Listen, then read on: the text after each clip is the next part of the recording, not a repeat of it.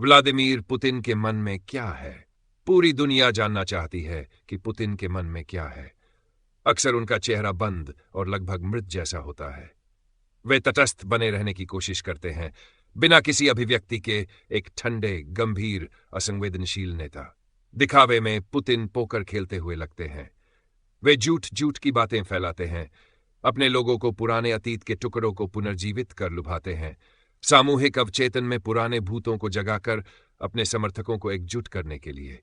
और हम प्रतीक्षा करते हैं, आशा करते हैं कि उनकी व्यवस्था खुद खत्म हो जाएगी, उनका लोग एक दिन जागेंगे और समझेंगे कि वे कैसे धोखा दिए गए हैं। लेकिन ऐसा कुछ नहीं होता। गहराई में पुतिन पोकर नहीं खेलते। वे एक ऐसी खेल खेलते हैं जो रूसी संस्कृति में गहराई से जुड़ा है, शतरंज।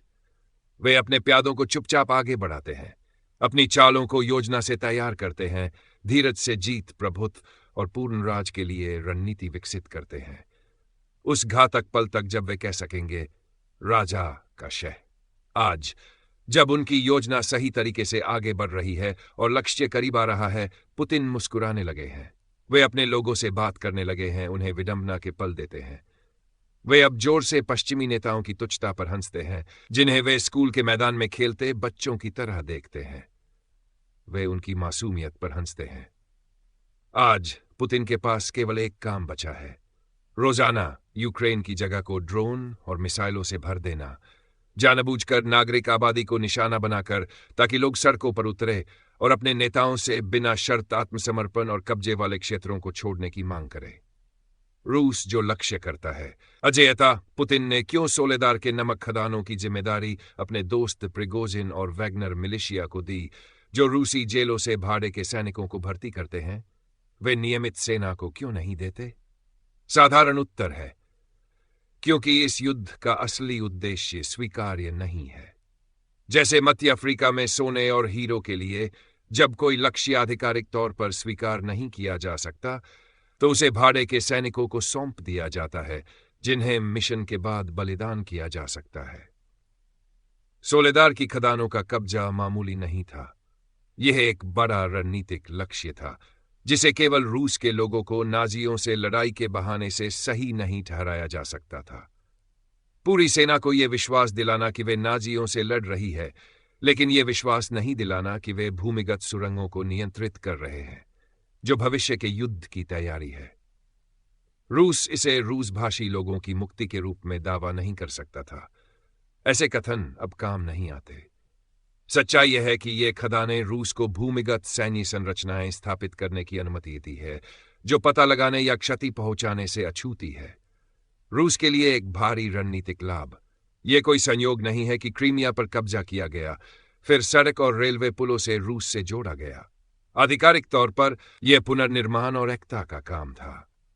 असल में यह अजोव सागर तक पहुंच को बंद करने और एक रणनीतिक समुद्री क्षेत्र का निजीकरण करने का लक्ष्य था।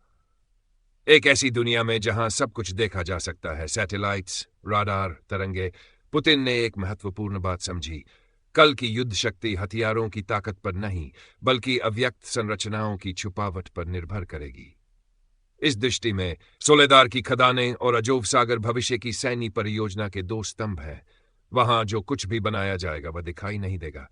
कुछ ट्रक चुपके से प्रवेश करेंगे, पर जो वे ले जाएंगे वह निगरानी से छुपा रहेगा।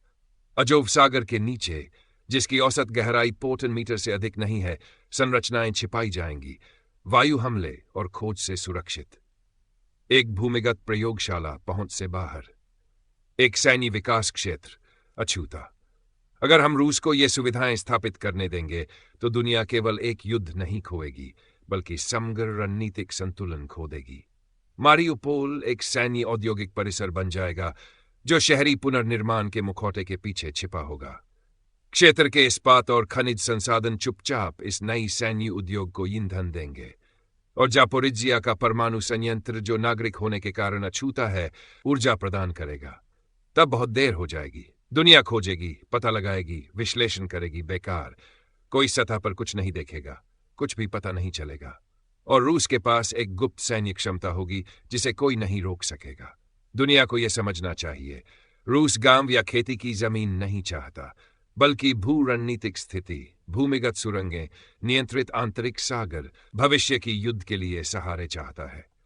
नागरिक आबादी पर विधिपूर्वक बमबारी का मकसद है यूक्रेनी इच्छा शक्ति को तोड़ना, थकावट से आत्मसमर्पण को उकसाना और इन क्षेत्रों को सस्ते में वापस लेना। रूस पहले ही आवश्यक चीजें हासिल कर चुका है भविष्य की सैन्य परियोजना के आधार। यह केवल युद्ध के अंत का इंतजार कर रहा है। अगर दुनिया अब प्रतिक्रिया नहीं देती तो वह रूस को अजेय रणनीतिक उपकरण दे देगी। यह विजय की बात नहीं है, यह मोर्चे की बात नहीं है, यह बुनियादी ढांचे की बात है। रूस जानता है कि बड़े ट्रकों पर मिसाइलें परेड के लिए हैं। यह जानता है कि दिखाई देने वाले स्थान हमेशा निगरानी में है। यह जानता है कि IAEA को जो कुछ भी बताया जाता है वह देखा जाता है, पर जो वह चाहता है वह है जिसे कोई नहीं देखता। युद्ध की शुरुआत में रूस की बातें याद रखें। विशाल परमाणु पनडुब्बियां जो इंग्लैंड को मिटाने के लिए सुनामी पैदा कर सकती हैं। ये कल्पनाएं उनकी असली रणनीतिक सोच का प्रतिबिंब है। उनका हथियार होगा अदृश्यता और सोलेदार की सुरंगें जो पहले से मौजूद है, इस्तेमाल के लिए तैयार है। पुतिन ने एक ऐसी भूमि पर कब्जा किया है जिसके पास हर संसाधन है, कच्चा माल, ऊर्जा, रणनीतिक गहराई, भूमिगत सुरंगें और एक बंद आंतरिक सागर। वह वहां अपने गुप्त हथियार विकसित करेगा, सभी नजरों से दूर। दुनिया दूसरी तरफ देख रही है, मुस्कुरा रही है, हिचकिचा रही है, पर नहीं देख रही। मैं उन लोगों से अपील करता हूं जिन्हें हमने चुना है कुछ महीनों या वर्षों के लिए कि वे अपने कार्यकाल की सीमित सोच से बाहर निकले और समझे कि अन्य लोग तानाशाह 30 या 40 साल की सोच रखते हैं। उनकी दृष्टि संगठित है, उनका प्रोजेक्ट आगे बढ़ रहा है और हम दूसरी ओर देख रहे हैं।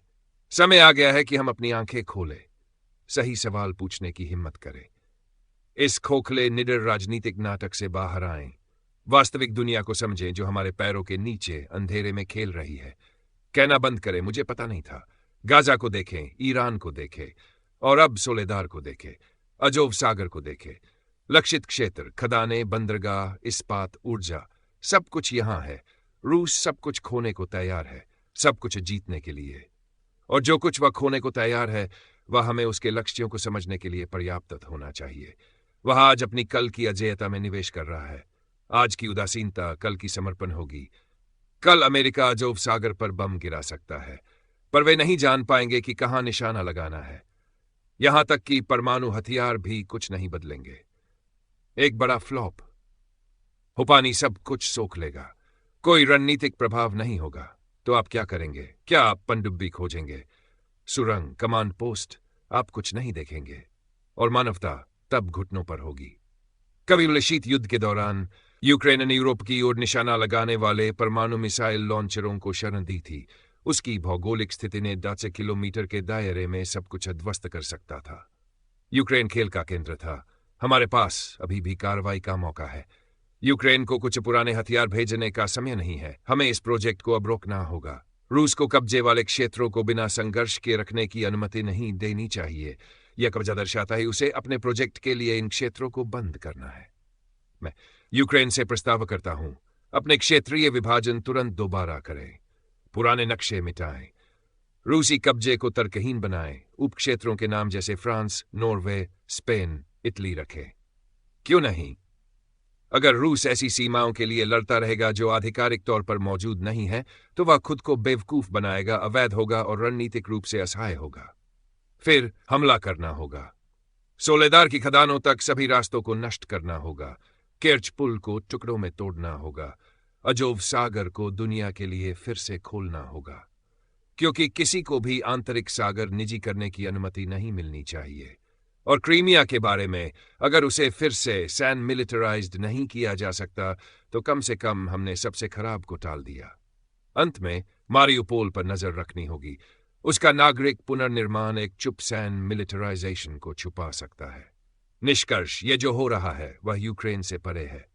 यह क्षेत्रीय युद्ध नहीं है, यह एक रणनीतिक बदलाव है, चुपचाप, भूमिगत, सुनियोजित। यह सीमाओं का मामला नहीं बल्कि भविष्य का मामला है।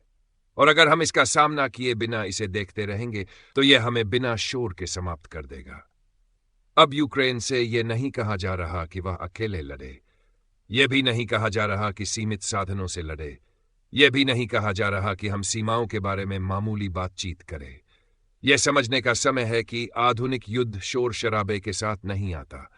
यह जमीन के नीचे होता है, गहराई में खोदा जाता है और छुपकर बनता है। स्वतंत्र दुनिया, अगर वह नाम के योग्य है, उसके पास अब नजरें चुराने का अधिकार नहीं है। अभी भी समय है, हाँ, लेकिन वह समय दोबारा नहीं आएगा। हर गुजरता महीना, हर दिन जो उदासीनता में बीतता है, उन लोगों को एक अपरिवर्तनीय लाभ देता है जो भूमिगत शतरंज खेलते हैं। शहर को फिर से बनाया जा सकता है, मगर जब आजादी चली जाती है तो वह फिर वापस नहीं आती।